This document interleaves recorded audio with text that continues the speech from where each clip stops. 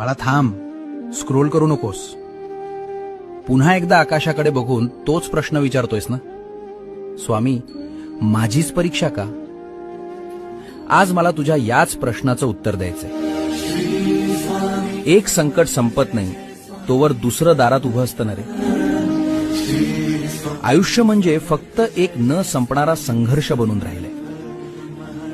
आता माझ्याकडे गमावण्यासारखं काही उरलं नाही, तरी तुम्ही मलाच का रडवताय?